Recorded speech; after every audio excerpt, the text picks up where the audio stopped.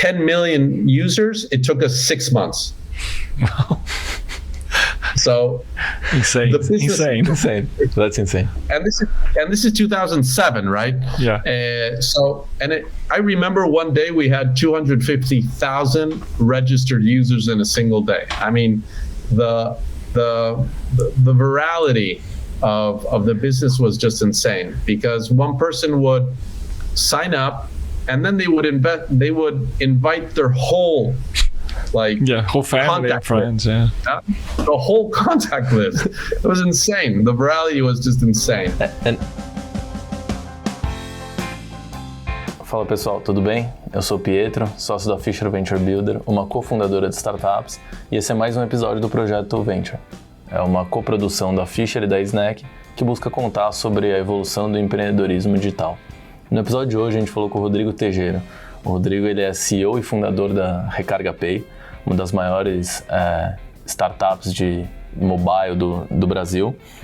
O Rodrigo é argentino, ele é formado na Universidade do Sul da Califórnia. Em 2007 ele fundou a Sonico, uma rede social que foi vendida para a Match e que chegou a ter mais de 55 milhões de usuários.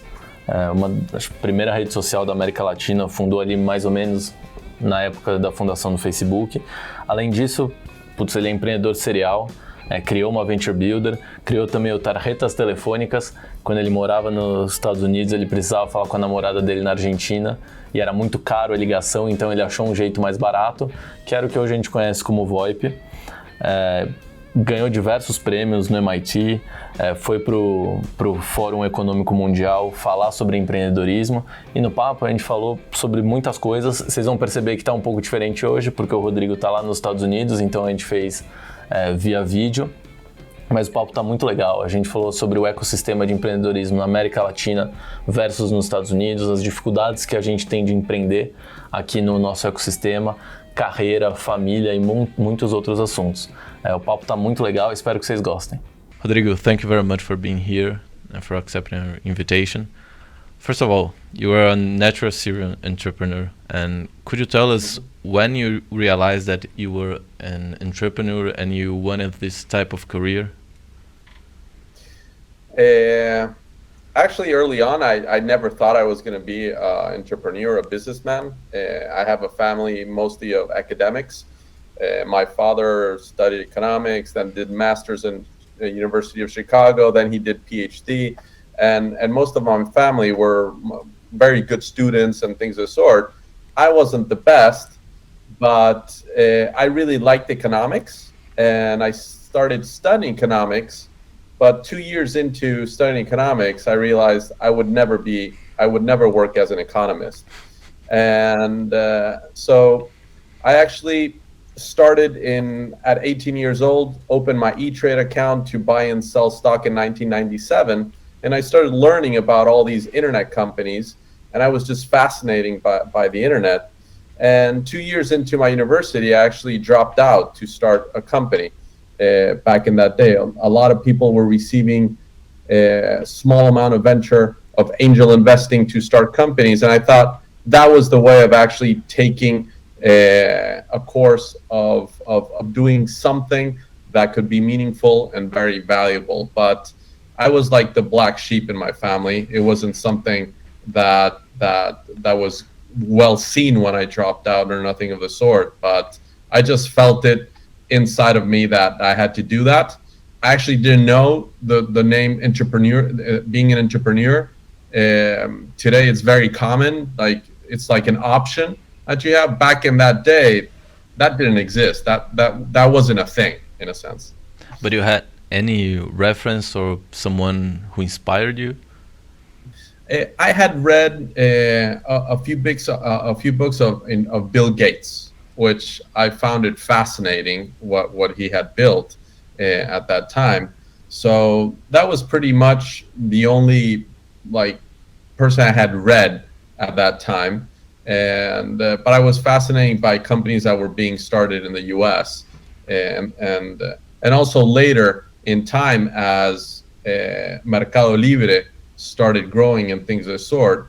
I thought that the local inspiration was more about Marco Galperin, Alec Oxenford, and those type of founders, which I found that, hey, I mean, this can be done also here in the region. So, you know, like always, when you have somebody that is closer probably to the region and even to your city, you start realizing that things that seemed impossible are possible. And those guys are people that really helped push those boundaries, right?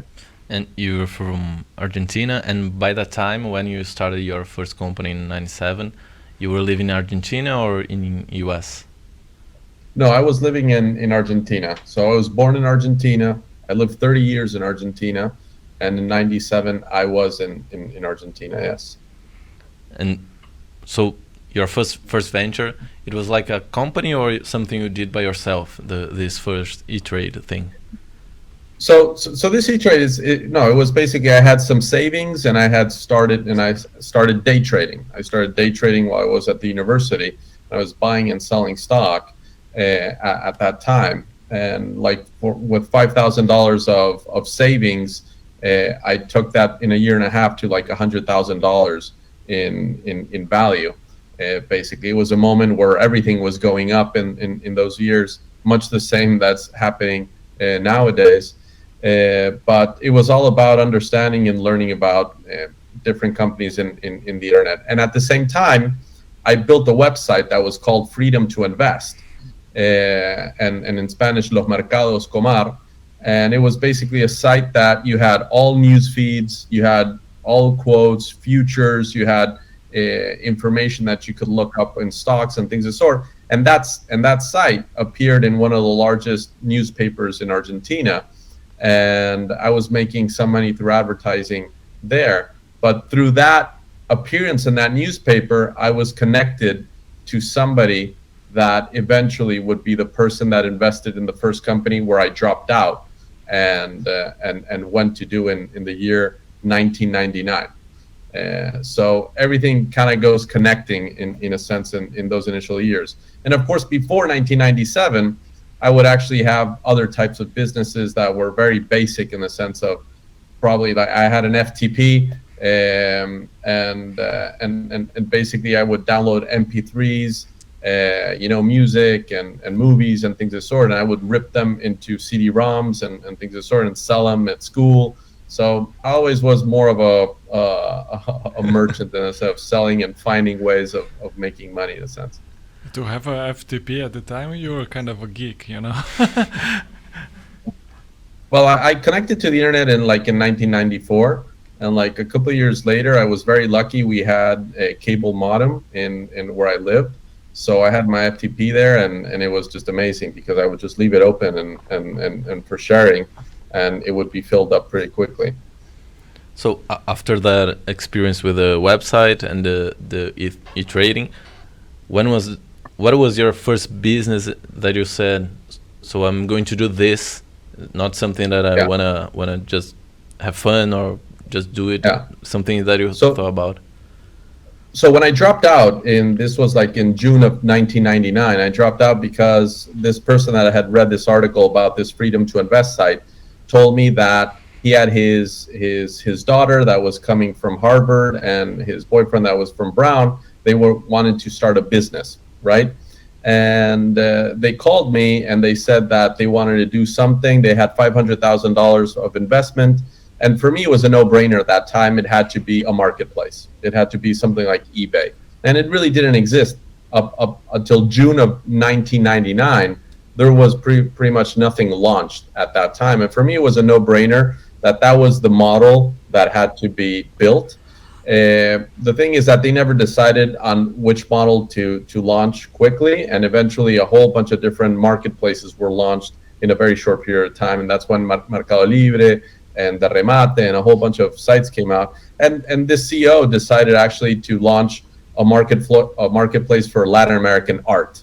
And this company lasted like 5 months. And after 5 months, I said, okay, so I'm out of this business. Now I'm going to start my own business. And I was like 19, 20 years of age at that time.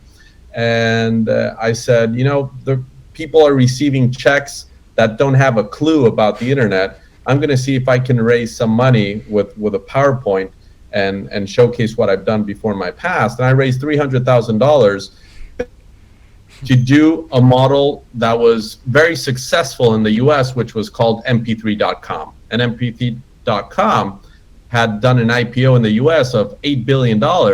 And I thought, look, Latin America is about 8% of GDP of the world.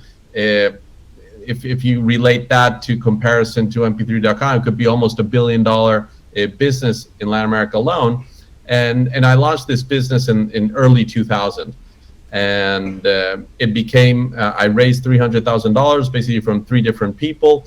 And it was a business that reached 25,000 independent bands. It worked really nice, but like at mid-year in 2000, NASDAQ crashed. It was a moment where, and still in the year 2000, it was rather complex in the region because internet penetration was extremely low. There was no AdSense. You couldn't monetize through advertising. Everything had to be built from scratch. There was no AWS, so there were no SaaS products. So practically everything had to be programmed by yourself at that time. But that was the first moment, and it was actually called Sonico.com. That business initially. This business actually became pretty big in the following years. I think you kind of pivoted or rebuilt it in the following years, right? Yeah, so basically the way I did this business is that I actually launched it in early 2000, raised these $300,000, and that money was going to be useful for 6 months. But the NASDAQ crashed like in April, and we had to extend that capital. I had fired like 35 people, and this business lasted like about a year and a half. And this year and a half, after that, with internet penetration less than 1% in Latin America, I said, you know what, this is it. I mean, there's no way we can monetize this business. It was very hard to acquire customers. And once the NASDAQ crashed, it was like doing anything on the web was like kind of like, it's over, man. It's like this thing doesn't work in a sense. It was like a Ponzi scheme. That was the kind of sense that you had in late 2000, right? And so it was very hard to continue with that business. And so I was in a moment where I had dropped out. My parents wanted to kill me. I had dropped out, been in a business that went bankrupt. Then I did mine for a year and a half, and that also went bankrupt. So, and it was very hard. I had to fire 35 people that they had trusted me. As an entrepreneur, there's nothing worse. I think there's really nothing worse initially when you have to fire people. And you were 25 years old. Yeah, and it was like 20, 21 at that time. So it was hard. It was hard. There wasn't an entrepreneur community where you could relate. There wasn't like best practices of doing this. So it was all through gut instinct, through rationality of how you would do these things. But so basically in 2001, I have this situation where I had studied economics. I loved economics always, and Argentina was in a very complicated situation, and I was pretty sure the economy was going to blow up, basically. And I said, you know what? Not only did I have this personal moment as a business that was complicated, but the country was going to go and blow up as well. So I said, I have to leave the country. With everything that had happened, I said, I got to go, and I got to go back and study. I said, you know what? That's it. I mean, I did this. I tried this. Didn't work out. And at that time, I was going out with my girlfriend, which later in life, she became my wife. But very early on, I've been married for 20 years now. So she says, okay, I'll accompany you, but it can't be cold place, right? She says. So, yeah. So I see the US, so I see all the top 10 business schools, and I said, okay, so Harvard, MIT, all I scrap it out, and I basically go to the top 10, which is USC, University of Southern California in Los Angeles. I apply there. I only apply there. I get in, and fortunately, when I get in, my girlfriend, now my wife, actually accepts and joins me, because the worst thing could have been that I tell her and then she says, no, you know what, we were just going out for a couple of months and maybe it didn't work out. But what happened, what was very interesting, is when I go to the US and go and do the university again, I do the first semester, I get all A's, you know, and I'm like, this is too boring. You know, I had raised capital, had 35 people, you know, I was like super energized and doing stuff, and just studying, it just wasn't enough. You know, I needed to do something else. So, but at the same time, I didn't want to drop out again. So what happened is that my girlfriend had gone back to Argentina, and what was interesting, I was trying to figure out if I could do something, a new venture, you know, a website, something I could do business with. And eventually what happened is my girlfriend called me from Argentina, collect to Los Angeles, and it cost me $4 a minute for 30 minutes. It was way too much. And I literally remember saying, or either I have to change girlfriend or find a way to call, you know? So, and what was interesting is that with that problem, I actually searched how I could actually call her or she call me, and I found calling cards. And the calling cards were 1 cent a minute to Buenos Aires, extremely cheap. And I was like, what's the catch, you know? And the catch was that the underlying technology was voice over IP. Everybody at that moment had started to use these PBX boxes that connected to the internet, so you could connect to local phones, and then you could redirect all the phones through the internet.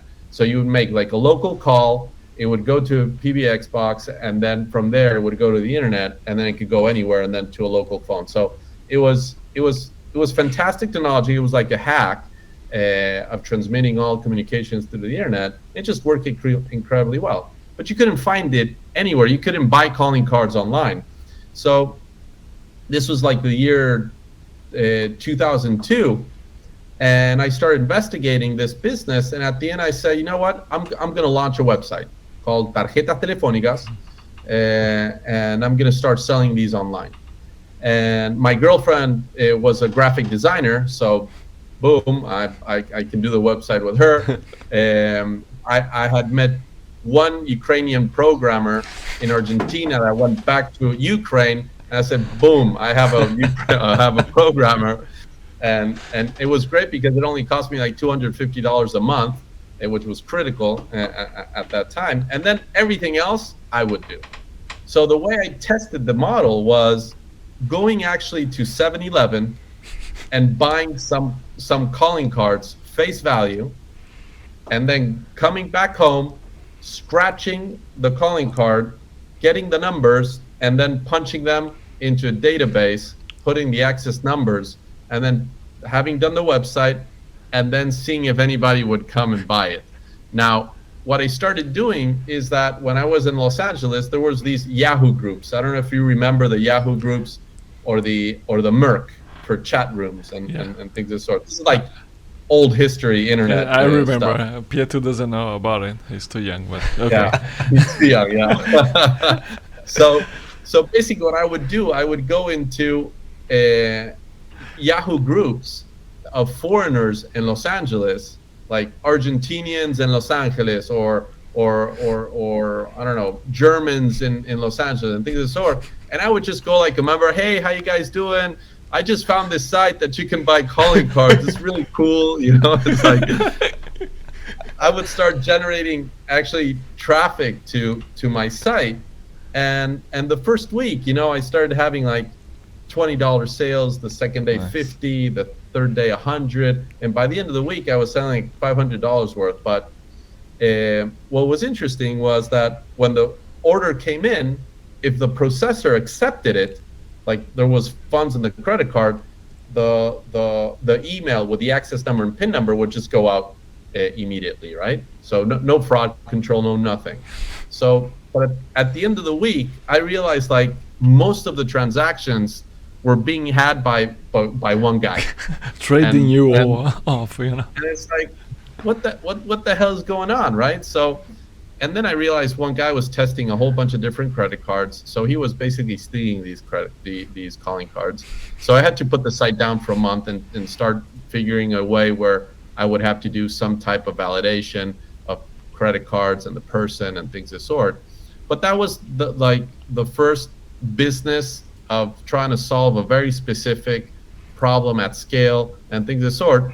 And actually what's fascinating is that business, that cap table, how I started that business, is the same one we have until today. There is actually some software in RecargaPay today that comes from having built that business almost 20 years ago.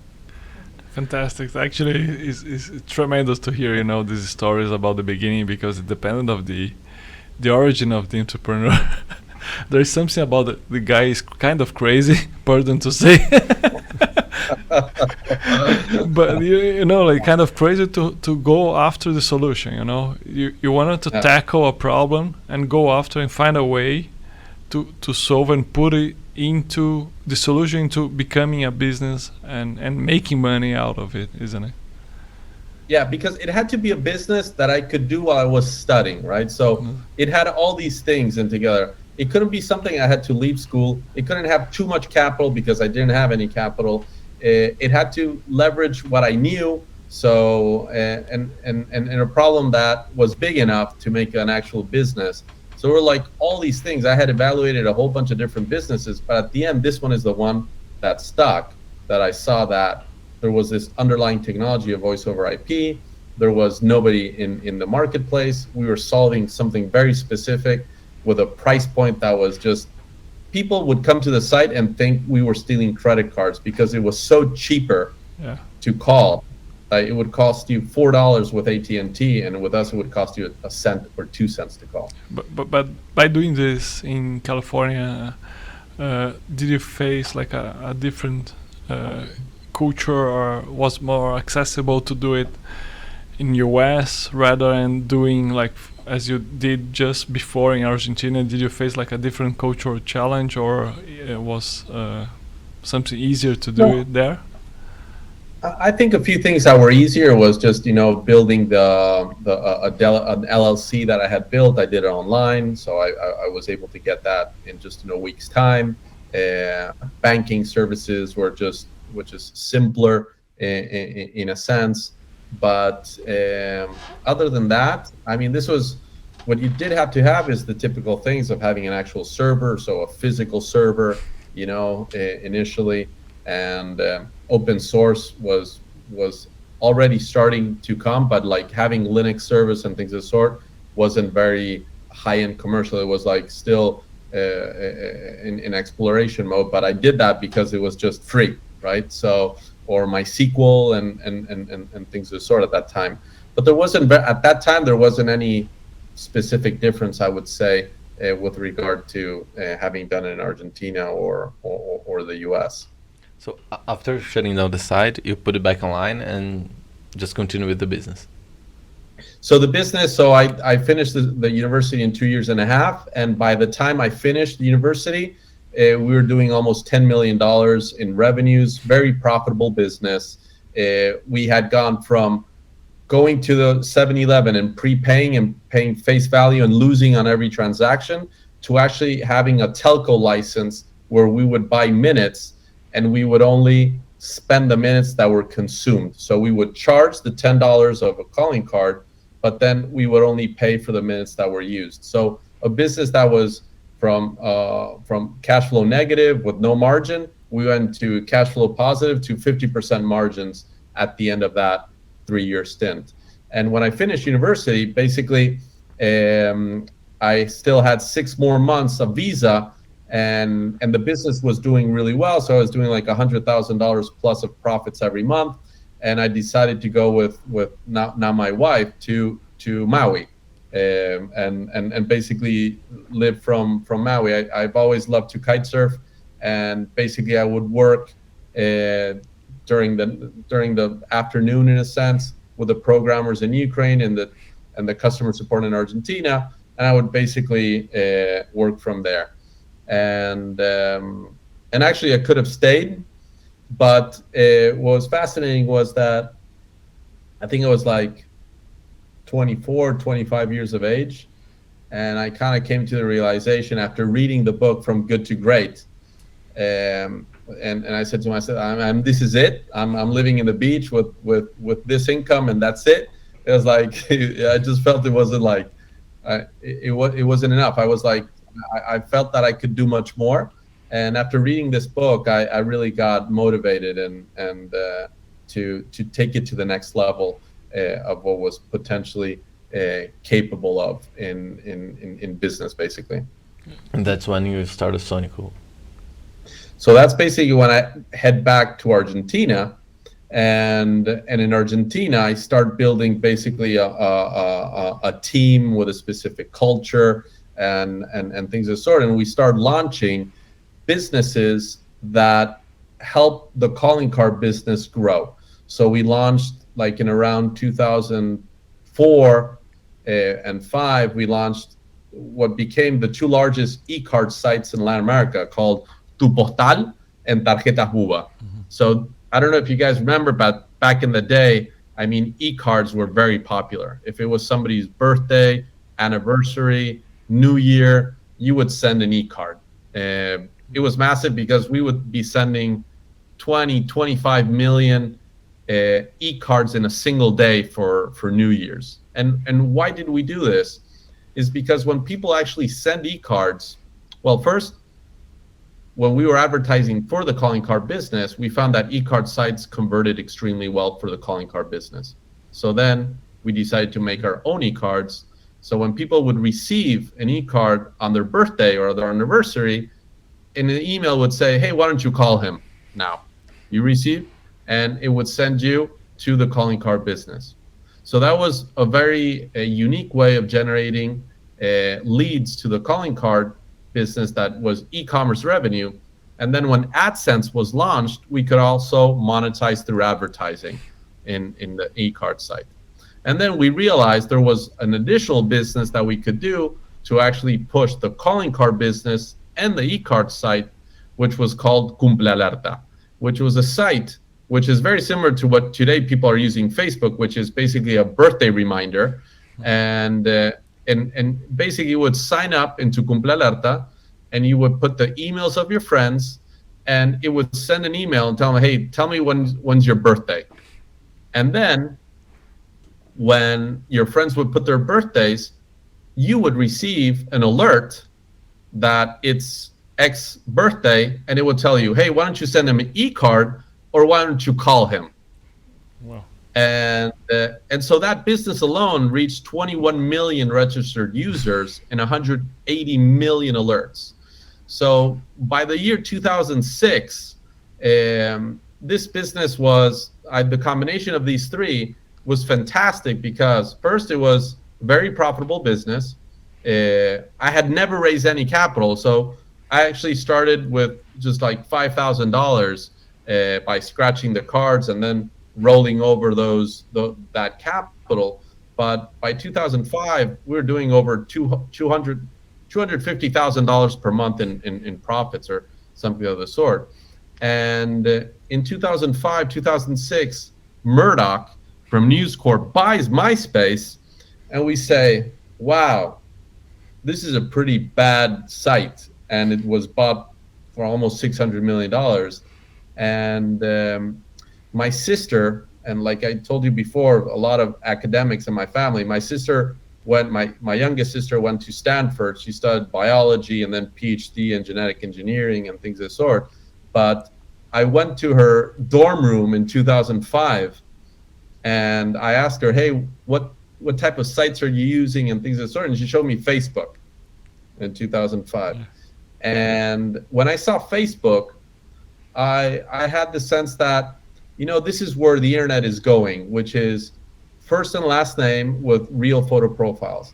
And back in the day, for people that have been prior to the Facebook generation, everything was about anonymity before.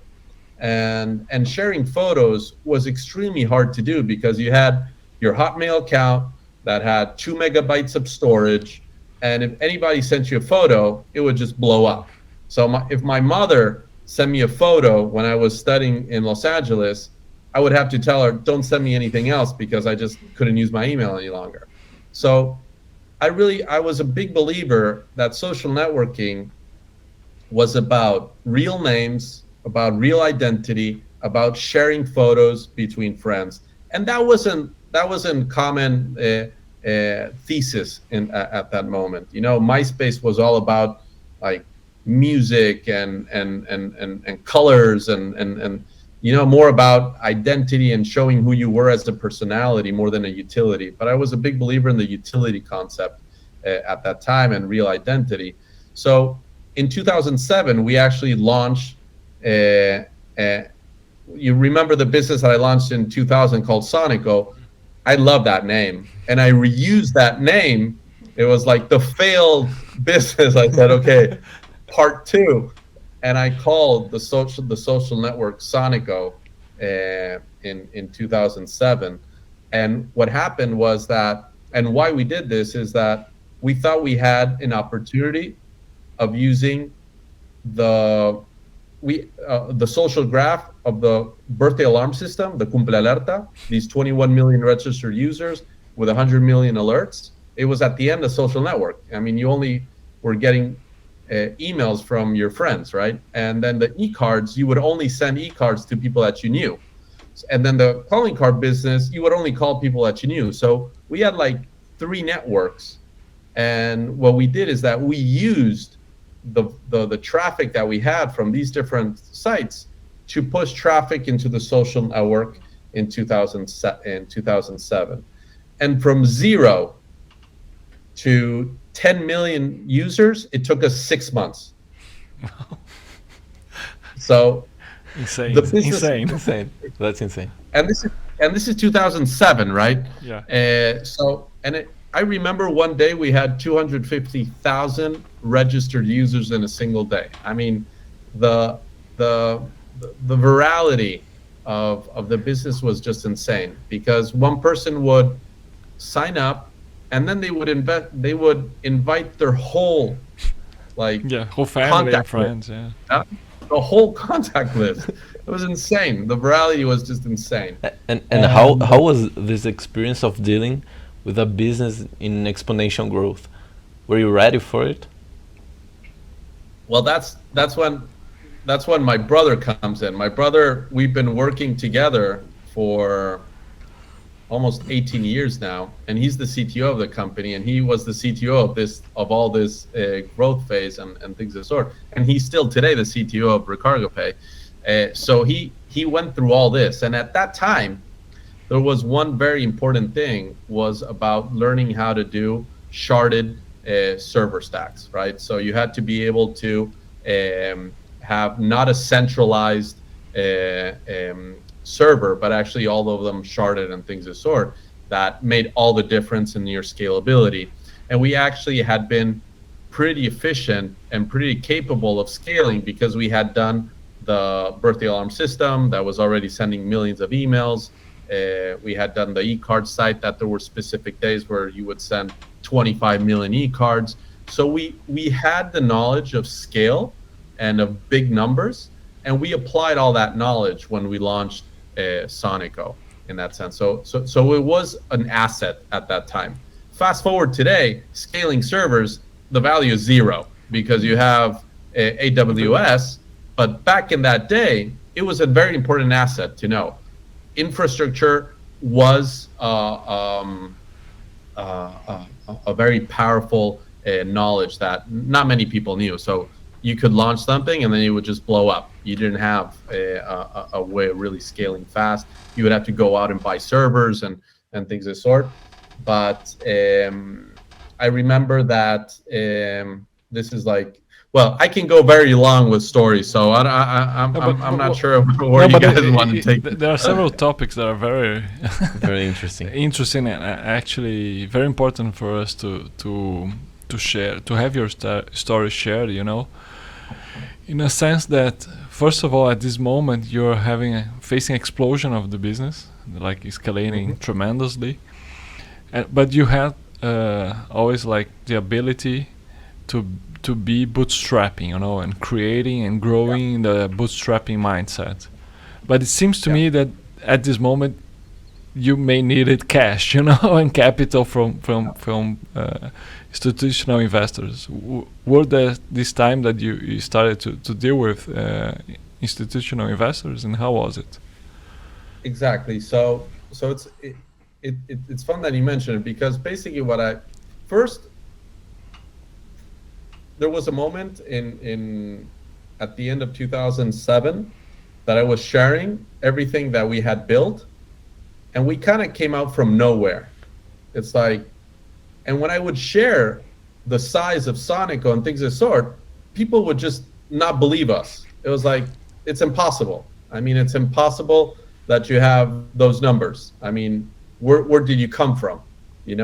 And we have been, entrepreneurs in business for many years now, but we had never done any type of PR. We weren't connected to the ecosystem, nor we just worked and did our thing, And so I realized that I probably had to have somebody vouching for us, and I actually went to two people. One was Marco Galperin from Mercado Libre, and the other one was Alec Oxenford from the Remate. And I had lunch with Marco Galperin, and then I met part of the team. And I wanted basically to raise capital. I wanted to raise $1 million for a $10 million valuation. And for me, that was like, it would be fantastic just to have like a brand name for 10% of the business. And then I talked with Alec Oxenford, which put me in contact with Fabrice Grinda from FJ Labs. And these guys were like, again, they were like pretty amazed by the size of the business, the calling card business, the completar, the Sonico and everything. And they said, you should raise more money. They said, you should raise maybe $5-6 million, they said. I said, no, but I just won $1 million for 10%, right? And I don't want more money. I don't need it. I don't need it right now. So, but they were like, you should. And I said, I would only raise capital if because I had read a lot about experiences with VCs and things of the sort. And I realized that VCs that don't know much about product is a little bit complicated, right? So I wanted a venture firm that they could recommend. And I wanted basically Founders Fund, which is from Peter Thiel. And so Fabrice tells me, okay, so if I can put you in contact with Founders Fund from Peter Thiel, you should raise more capital. And so that was one option. And on the other side, I had Mercado Libre with Marco Galperin, that they had actually told me that they offered to take a percentage of Sonico and that they would help me out with whatever I needed. But there wasn't going to be any capital involved. It was just help. You put it on paper what you need. It's not going to be capital, but I think it was kind of like what they had with eBay, that they had done a deal with eBay where eBay was not investing any money, but they would take a chunk of Mercado Libre. And then it was more like, I don't know, best practices and getting to know them and things of the sort. But I needed capital. I wanted capital more than anything else. So I went to the route of Fabrice Grinda and Alec Oxenford. I met with Founders Fund in 6th of December of 2007. I met with Sean Parker, which was the guy from the movie Facebook. And I met with Peter Thiel and the sort. And I took the whole management to Silicon Valley. And we went out, we pitched, and it went fantastic. And the next day, I get a call and they said, you have a deal. You have a term sheet of $6 million for $18 million pre-money. I was like, fantastic. I couldn't believe it, right? And I couldn't believe it. I was ecstatic with that. And fast forward, what happens, because at the end, as you know, I don't have Founders Fund in the cap table now, is that one advice that Fabrice told me is, hey, you should get other investors, not only Founders Fund. Yeah. So I started getting other angel investors. I got Martin Barsaski, I got Romero Rodriguez from Brazil, nice. I got Alec Oxenford, and I got a whole bunch of other tech entrepreneurs from that day, right? And but what happened is that my whole company structure was built for very tax efficient purposes. Yeah. So I had like this BVI in Panama holding, and like and like the investor founders was like, I need a Delaware company. Yeah. Like Latin all this America stuff, mindset. You were like still Yeah, Latin yeah. America way. Yeah. It was just very tax efficient at that time, but it wasn't for capital raising. So so I changed it. But the problem was that, I mean, building the Delaware company was very easy and things of the sort. But the problem was that there was La IGJ, which is a bureaucratic arm of Argentina. I had that, like, the company of Argentina had to be owned by Delaware. And to do that, there was like paperwork to be done. And there was a huelga. There was, how do you say huelga? I don't know. Sorry. A strike. They were on strike. So Okay, again. part of they were on strike. So I couldn't actually get that paperwork done. And it took me ages. It took me more than 3 months. And in the middle of the 3 months, Argentina was appearing in CNN with people stealing meat in the streets, because it's when they put these taxes to export agricultural products and things of the sort. So at the end, what happens is that once I get this signed, the lawyers of Founders Fund said, you have a deal. And then all the rest of the investors start sending the money, which now at that time was half and half. One of them was Dean Capital, which is in the cap table and the sort, Martin Barsaski and things of the sort.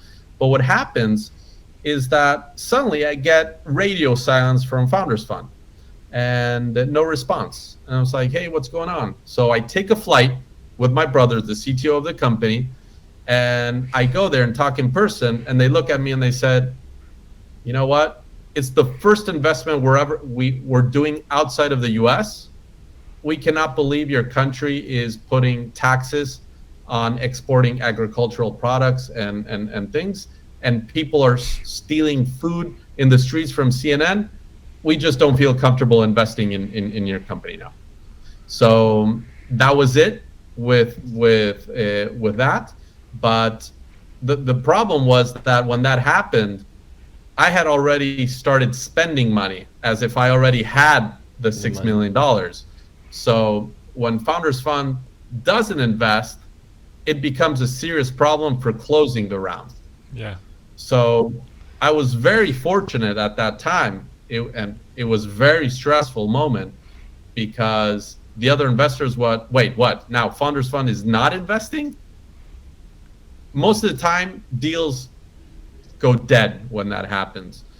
I was fortunate that the business just continued to grow exponential at that time, and I was able to close the deal. It was a lesser amount. It was for $4.6 million at that time, but we surpassed that moment, and 3 months later, we have they put an option to buy the company. Wow. So at that time, I had 80% of the business, of the equity, and actually Naspers, Yahoo, and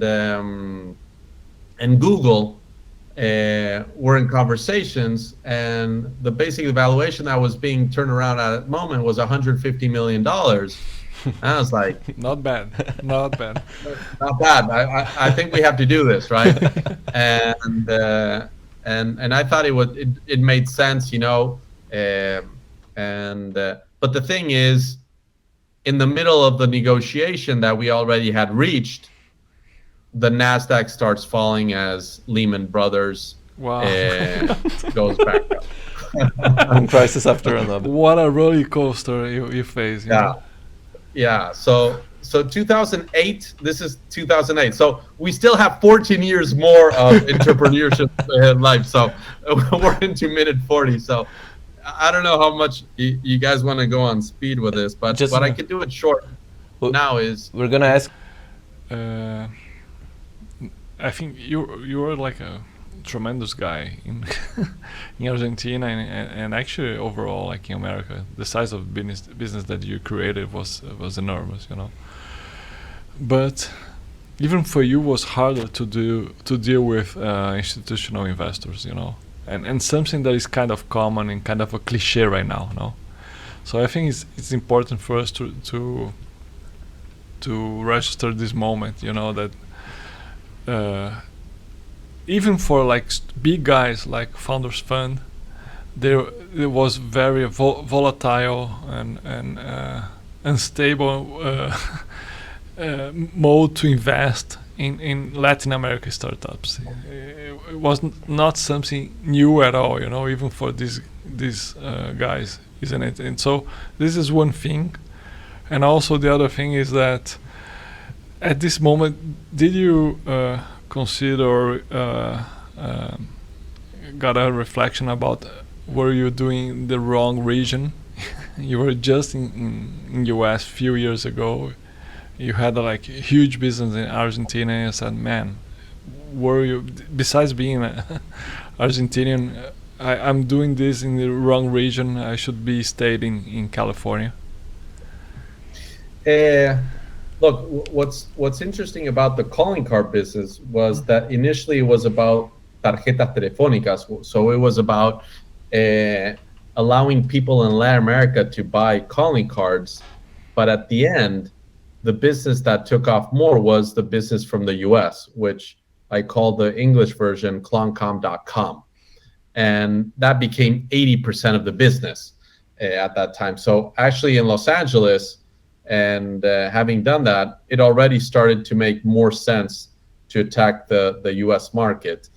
If I have thought if I was playing in the wrong poker table for moments, Yeah. I can definitely say that having been an entrepreneur for 20 years in the region, I think any entrepreneur, it's not only me, right? So any entrepreneur in the region plays in expert mode. I mean, you know, there's different modes. I was a big gamer when I was a teenager, more about playing like SimCity, Civilization, and Age of Empires, and those things. And I used to love playing those games. And you could play them in easy mode, medium, and hard, and expert level, and things of the sort. Clearly, Latin America is expert mode. You know, it's everything is thrown at you. You as a Latin American entrepreneur, you think that Latin America is a whole market, and it's very far from the truth. Every single market is different. Regulation, taxes, banking. I remember one moment when I was talking with an entrepreneur from the US, and I was sharing that RecargaPay was running in 9 countries. So we had Argentina, Chile, Colombia, Mexico, even the US, Spain, Brazil, and the sort. And he told me, no, I'm in the US. I have one bank account. And I was sharing that I had 25 bank accounts. I had 9 legal entities in every single country. I had issues of operating capital that had to send money from one place to another, but you had to be very skilled at that because they tax you when you get money out of one country to another. So at that, when I saw the simplicity of just having one bank account and sending salaries to the team very easily, like tax-wise, there was a software that would do everything versus what we had, I definitely said, wow, I'm kind of retarded.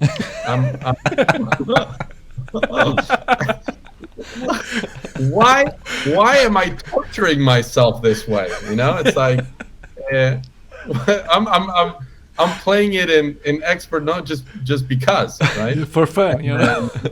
Yeah, for fun. Yeah, it was like, bring it on, right? So I think that moment actually helped me to make the decision, among other reasons, of why focusing 100% in Brazil made sense. And in 2015, I made the decision of focusing the business of RecargaPay 100% in Brazil and closing every single other country in the region. And I think that was a big component of just simplifying, focusing, using your resources the best way possible. So that was a learning. And Brazil, in a sense, the business of RecargaPay was about doing something that was very hard. It had low chance of success, but it was something meaningful that, if resolved, could be extremely valuable in a sense. So, I had been an entrepreneur for many years and things of the sort. And at the end, it was about trying to do the toughest thing that I could find, which was basically payments in Brazil. And for those that do payments and know Brazil, know how the complexity of it basically, and steal from you. Which problems do you think we have here in Latin America? You said payments, but which other problems do you think we have that are big opportunities or main opportunities to entrepreneurs could tackle right now? Oh, there's plenty. I mean, there's all sorts, right? I mean, fintech is clearly one. I mean, there's still massive margins that people have, that the whole financial industry has, right? The profits that these banks have is because their fees are pretty high, interest rates are high, everything can be done more conveniently, and with that, like with education, with healthcare, with insurance. I see the next 10 years in Latin America and in Brazil just fascinating for entrepreneurs, because practically everywhere that you go, there's something that can be done better. So I'm a big believer in whatever bureaucracy or problem or slowness that you have in a service, it can be improved, right? So I have that mentality of anything can be improved. But for me, I think that what we're doing in payments and financial services, there's still an enormous amount of potential still lay ahead. And how do you see you started in the 90s? So how do you see the development of the Latin America ecosystem, entrepreneurial ecosystem from the 2000s or the 90s? And if you can get us through a timeline, you lived so many things, like the crash in the 2000s and then Lehman Brothers, and then you incorporated in the US. So how do you see this evolution? And if you could, can you create, like, before 2000s or 2000 to 2005, what was different between those times? Yeah, well, I think the first thing that just for me stands out from when I started my first business in the sort has to do with a sense of just being an entrepreneur, just knowing that that's an option. 20 years ago just seemed kind of crazy. It wasn't a thing that you could pursue. The other thing, that you could raise millions of dollars in seed capital, was something that was impossible to think about 20 years ago.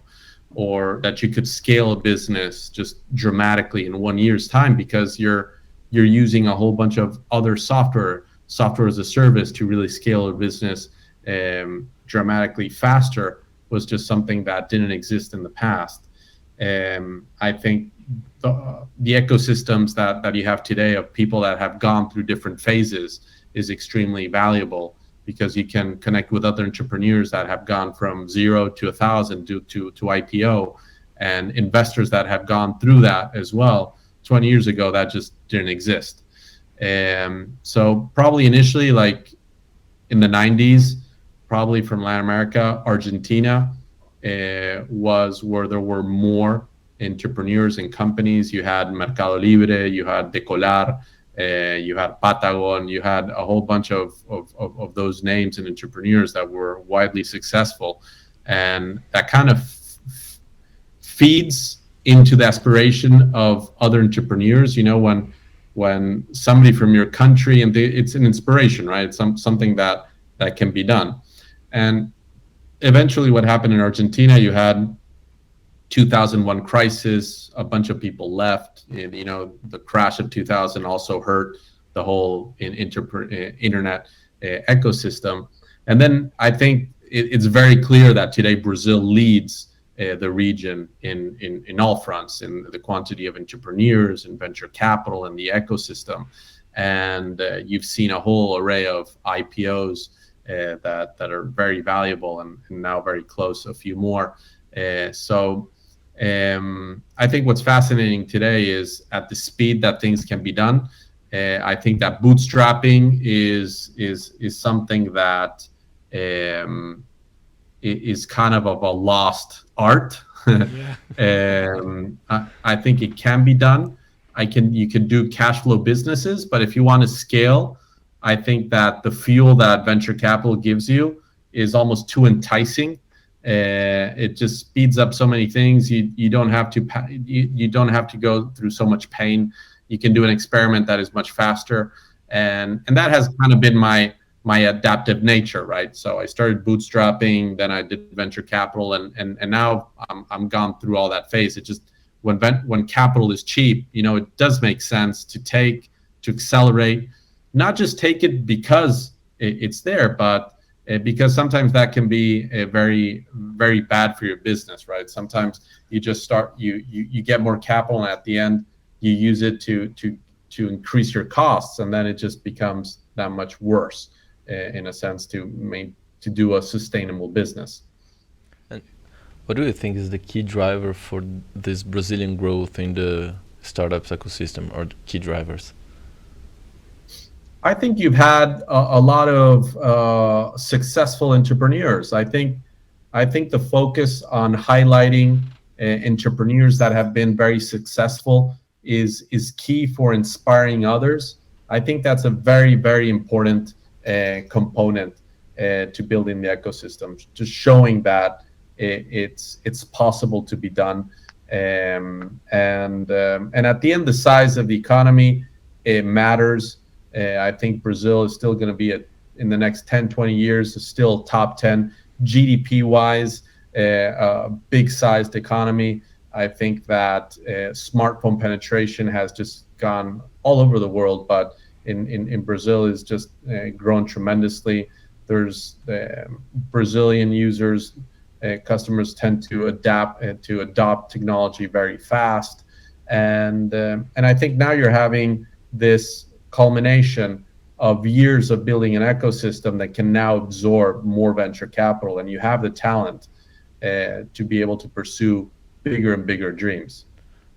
It's funny because Carlos Pessoa, it was I think the first professional working in Endeavor here in Brazil. And he said the same thing. He said that they built in Endeavor because there were no examples of well succeeded entrepreneurs here, and we talked just before this interview. We talked with Dani Grecar, and she said the same thing, that it's very important to have examples of people, references, and someone you are inspired by. This is related also a cultural aspect that we have in Latin America, that is culturally wise speaking, is there is always kind of a bad sense or a bad understanding of the entrepreneur as a career path, as a person is always perceived as someone that is getting money illegally. Usually used to be like this, and we came to, and you mainly with your story, to break up this perception, this broad perception that the people who have money get advantage to make money. Did you get the same perception in Argentina or other countries in Latin America? I think that it's funny that you say that, because when I was growing up, there was a big relationship between businessmen and crony capitalism, right? So in the sense that people are wealthy is because they did business with a government. And so for many decades, that was the case in Argentina, where most of the most wealthy businessmen were wealthy because they had contracts with the government, and it was mostly corruption, right, that was going on. So I think the bad name of businessmen comes from those type of deals and things of sort. And I think that the word entrepreneur has helped show that to create value, it's not necessarily the case that you have to do business with the government. And that was probably the thing that most attracted me to the internet. The sense of independence, of liberty, of not depending on anybody else but yourself to build something of value. I was sharing before, from 2002 to 2007, when we launched the social network, we had built all these businesses and nobody knew us. Nobody had a clue who we were and things of sort. And when we said what we were doing, nobody believed us in a sense, because in part we didn't need anybody to build what we had built. We just didn't. And I think it's very important for countries to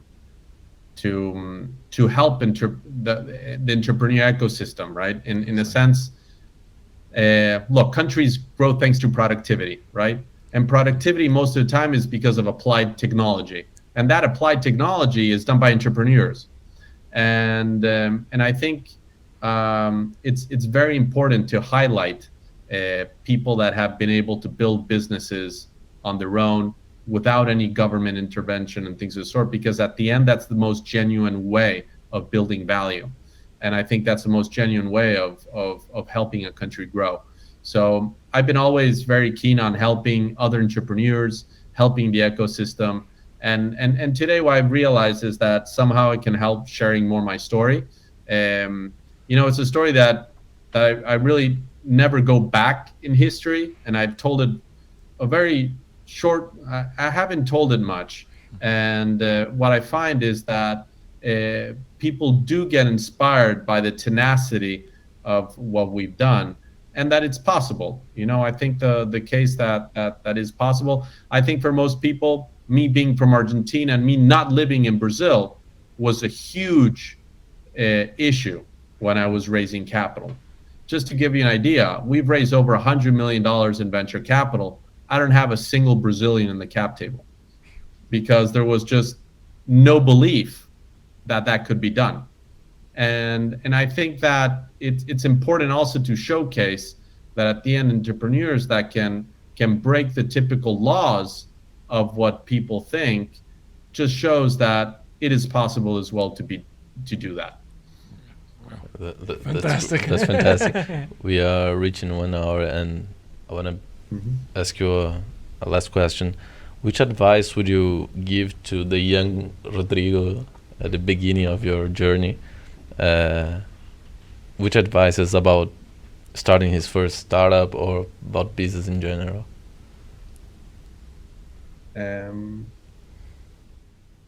It's a tough question.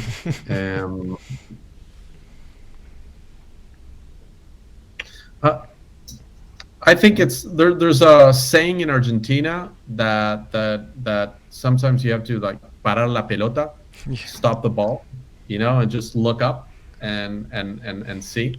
I think for many years I just kept on going,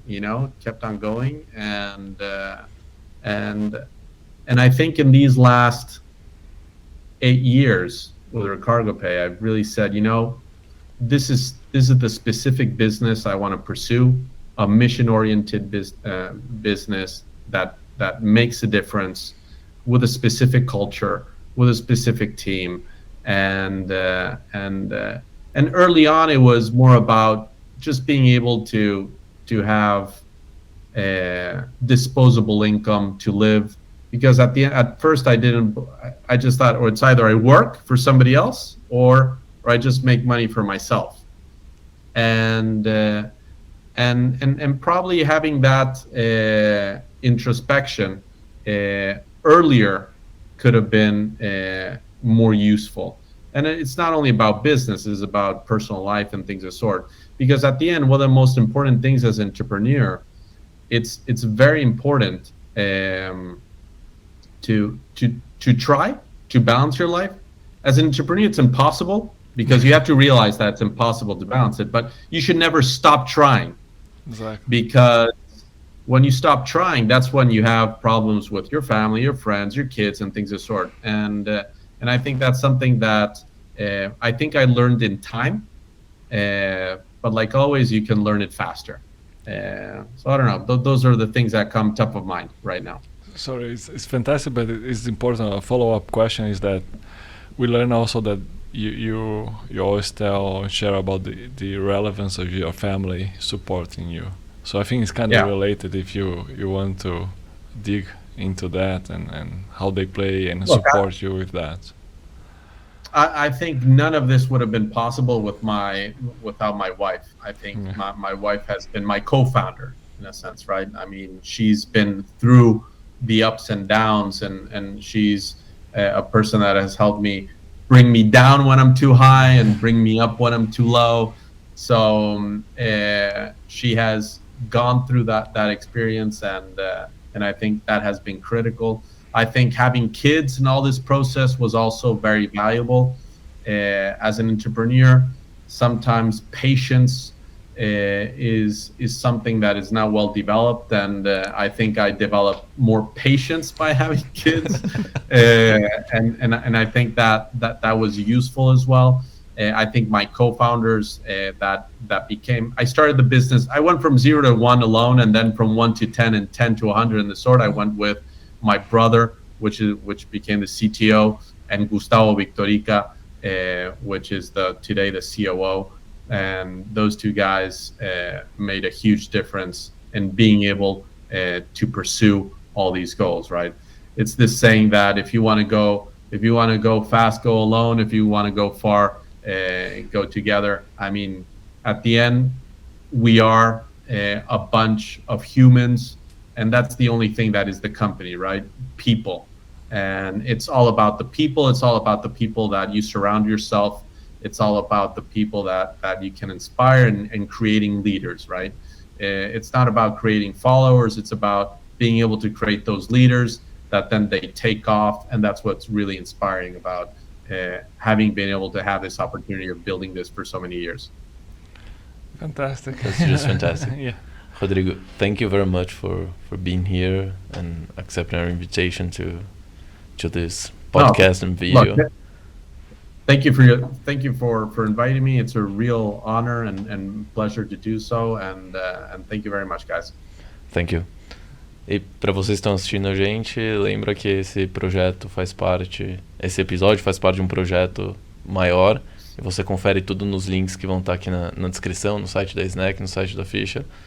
Dani, obrigado. Rodrigo, thank you very much again. Thank you again, Rodrigo. Fantastic. Thank you, and sorry for the light. No worries. No problem. No. That was just great. Ciao, Thank ciao. you. Let's keep in touch, okay?